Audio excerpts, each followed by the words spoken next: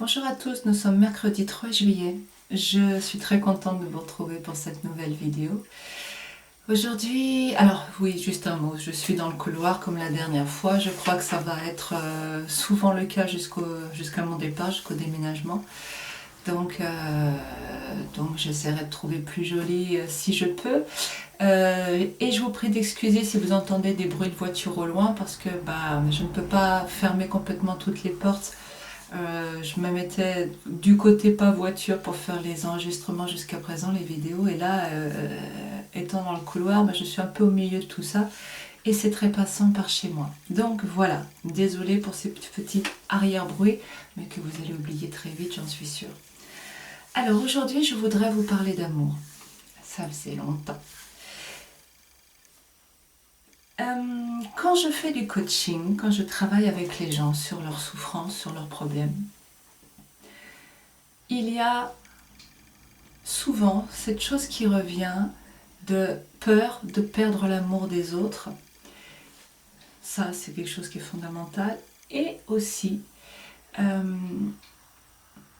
croyance inconsciente que si les gens ne m'aiment pas, c'est que j'ai dû faire quelque chose de mal. On appelle ça la culpabilité. Alors peut-être que ça sera le titre que je donnerai à cette vidéo puisqu'il faut des titres. La culpabilité. En fait, c'est pas vraiment de ça dont je vais vous parler. C'est du problème, de la problématique. Si je ne m'aime pas, c'est que j'ai dû faire quelque chose de mal. D'où ça vient cette histoire? Et est-ce que c'est vrai? Les gens sont censés m'aimer. C'est ce que nous croyons depuis que nous sommes petits parce que dans les 3 lois fondamentales que nous encodons petits, nous avons cette loi qui est, je vous en ai parlé dans les vidéos précédentes sur l'éducation, la première loi c'est nous devons obéir à papa, maman, les écouter, écouter dans tous les sens, toutes les acceptions du terme, et puis très vite l'autre loi qui est si c'est bien c'est récompensé, si c'est mal c'est puni. Je vais pas revenir, mais pour ceux qui viennent en cours de route attraper des vidéos comme ça juste sur leur titre, je reprécise comme à chaque fois, bien c'est récompensé. Quelle est la récompense que nous souhaitons recevoir de la part de nos parents étant enfants? C'est de l'amour. Cet amour a plusieurs langages. Au plus haut vibratoirement, c'est une belle énergie qui vient du cœur. Au plus bas vibratoirement, ça va être des choses plus matérielles. Peut-être que je vais vous en reparler un petit peu ça, des langages de l'amour. Donc ce que nous souhaitons, c'est recevoir une belle énergie d'amour de la part de nos parents. C'est ce qu'ils nous font croire que si nous sommes des gens bien, si nous faisons bien les choses, nous allons recevoir cette belle énergie de leur part. Et si nous faisons mal les choses, non seulement nous sommes privés de cette belle énergie d'amour, mais bien souvent nous allons recevoir des émotions négatives de leur part, colère, ressentiment, mépris, etc. etc. Ce qui est important dans cette histoire, c'est d'abord de prendre conscience que petit, nous pensons que nos parents, ça fonctionne comme ça avec nos parents, nous en faisons une loi. Nous nous construisons sur des croyances qui deviennent des lois, des barreaux de prison dans notre vie future. Nous construisons là-dessus. Donc nous croyons que chaque fois que nous faisons bien, chaque fois, nous allons recevoir une belle giclée d'amour. Et regardez comme vous conservez encore cette croyance. Vous avez cru cela par rapport à vos parents. Et puis quand le cercle familial s'est élargi, parents, tata, tonton, les amis, l'autorité, vous croyez depuis que vous êtes petit que si vous faites bien, vous allez être récompensé. Vous croyez depuis petit que si vous travaillez dur et fort à l'école, puis au travail, professionnellement, votre patron il va être content. Il va vous donner beaucoup de reconnaissance, une grande giclée d'approbation. Est-ce que c'est vrai? Est-ce que c'est vrai que systématiquement, c'est la loi, dans un travail de déconditionnement, il faut bien prendre conscience qu'une loi n'a aucune souplesse, n'a aucune limite, n'a aucune relativité. Elle est absolue. Et nous sommes construits sur des absolus. Et dans cet absolu, il y a, si je fais bien, je vais être récompensé. Est-ce que c'est systématique? Est-ce que ça vous est arrivé de travailler dur et tard et de mettre tout votre cœur et de ne pas avoir un retour positif? Il me semble que effectivement, c'est plus relatif que ça. Ça peut arriver de recevoir du positif quand on fait des choses que l'on juge bien, mais on peut aussi recevoir du négatif. On peut faire de son mieux et se faire disputer, que ce soit au travail, à la maison, dans ses relations. Donc, cette loi que nous avons acquis comme un pilier central de notre vie est en fait toute relative. Et ce n'est plus une vérité, mais c'est quelque chose qui dans la vie est souple. La vie, la réalité, c'est que des fois oui, des fois non. Et ça dépend de quoi ce des fois oui, des fois non? Est-ce que ça dépend de moi? Ou est-ce que ça dépend de l'autre? Moi, j'ai fait de mon mieux, j'ai fait le maximum. Et je m'en redresse. J'ai fait de mon mieux, j'ai fait le maximum. Et je ne reçois pas l'approbation, la chaleur. Alors l'amour au travail, on va peut-être pas parler d'amour, mais on va parler de reconnaissance, de validation, d'approbation, d'augmentation, si vous le voulez, quelque chose, un retour positif, quoi qu'il en soit. Moi, je vais faire mon maximum, mais est-ce que de l'autre côté, ça va revenir forcément? Et c'est ce qu'on a cru, hein. Je rentre dans la case, dans les critères de ce bien. Si c'est bien, c'est récompensé. Donc, j'ai une liste dans ma tête de tous les critères du bien qui varient selon les personnes. Et ce bien-là, une fois que je suis dedans, je m'attends à recevoir une récompense. Et vous remarquerez qu'elle ne vient pas toujours. Vous remarquerez, et je vais en parler après, des conséquences suivant la croyance. Je mets ça de côté, excusez-moi, il ne faut pas que j'aille trop vite. Ok, quand je fais mon mieux, mon bien, moi j'ai fait bien, selon le jugement de moi-même, suivant ma liste de critères dans ma tête. Pour moi, ça y est, j'ai acquis le label bien. Ouh, validé. Trop contente. Ok, mais la personne en face, est-ce qu'elle a la même liste dans la tête déjà? Deuxièmement, est-ce que ce jour-là, elle est de bonne humeur? Parce que tout simplement, si cette personne-là, elle est d'humeur exécrable ce jour-là, elle est en colère, s'est levée du mauvais pied, s'est disputé, par exemple, mon patron s'est disputé avec sa femme ce jour-là, ok, est-ce que même il va voir ce que je suis en train de faire, que je suis en train de faire de mon mieux? Pas forcément. Et je n'aurai pas ce retour positif. Mais est-ce que ça dépend de moi ou est-ce que ça dépend de lui? Et peut-être connaissez-vous des gens qui voient négativement les choses autour, qui voient toujours ce qui manque et non pas ce qui est positif. Qui pensent en termes de manque, ça devrait, il faudrait, ça pourrait être mieux, c'est perfectible. Des gens qui souffrent beaucoup, et si vous en faites partie, mon Dieu, que votre vie doit être difficile, pleine de dureté, d'exigence, d'intransigeance envers vous-même, surtout envers vous-même. Donc, quand on est comme ça, on a simplement un filtre devant les yeux. C'est comme si je mettais des lunettes, je sais pas, rouges, on va dire, des lunettes rouges, et je vois tout en rouge. Et même si quelqu'un fait quelque chose de bien, moi je vois avec mes lunettes rouges, que ça peut être mieux. C'est mon filtre.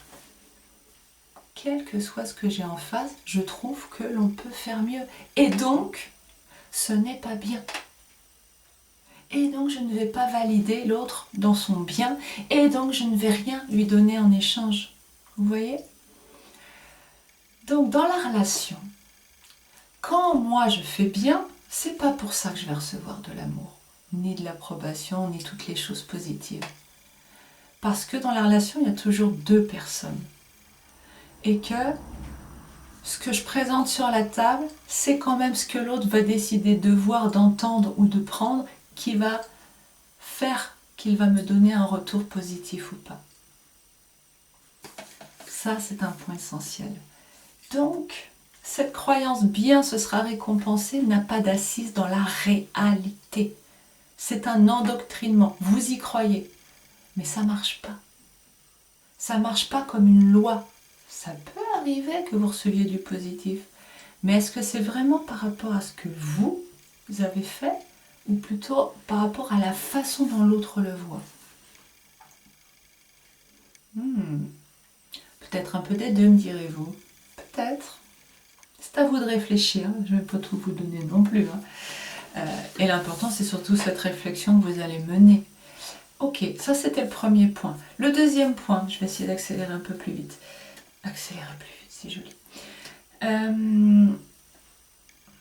Si je ne reçois rien de l'autre, donc dans le cas où l'autre a mis son filtre rouge, ses lunettes rouges, et qu'il me regarde et qu'il dit que bah non, je peux mieux faire, alors que moi j'ai fait tout avec tout mon cœur du mieux possible, ok, qu'est-ce qui se passe? Il se passe que je ne reçois pas de choses positives, donc je suis privée du positif. Souvenez-vous de cette loi de l'endoctrinement. La deuxième que nous recevons, c'est bien c'est récompensé, mal c'est puni. Donc, quand je ne reçois rien, ça veut dire que je suis privée du positif que j'attendais. Et automatiquement, il y a une équation dans ma tête, mal égale puni. Donc si je reçois rien, bah, c'est que c'est une punition. Et si c'est une punition, c'est inconscient, hein, évidemment que vous ne dites pas tout ça dans la tête, et c'est inconscient, c'est à la rapidité de l'éclair. Mais vous avez l'impression d'avoir fait quelque chose de mal, tout de suite. Vous vous sentez mal. Pas par rapport à la réaction de l'autre, mais par rapport à ce conditionnement qui vous fait croire que vous êtes coupable de quelque chose. Ce qui veut dire que dans notre vie, chaque fois que nous n'avons pas quelque chose de positif qui vient vers nous, nous avons l'impression d'être coupables, d'avoir fait quelque chose de mal ou d'être des êtres mauvais. Et la chose la plus flagrante, c'est l'absence d'amour en face. Si quelqu'un ne nous sourit pas, si quelqu'un, avec chaleur, si quelqu'un ne nous aime pas, nous avons l'impression de vivre un drame. Alors plus ou moins selon les gens, mais il y a une part de nous qui a l'impression que nous sommes devenus des êtres mauvais. Et si nous n'avons pas d'autres personnes pour contrebalancer qui eux vont donner de l'énergie, d'amour, des retours positifs si vous préférez, eh bien on va avoir l'impression de devenir des êtres sans valeur. Qu'est-ce qui se passe quand j'ai l'impression d'être un être sans valeur? Déjà, je ne reçois pas de l'énergie d'amour des autres, ce qui n'est pas facile dans notre société. Mais en plus, comme j'ai l'impression d'être sans valeur, je suis nulle. Un être nul, est-ce qu'il mérite de s'aimer? Troisième loi, l'amour se mérite. Est-ce que je mérite de m'aimer?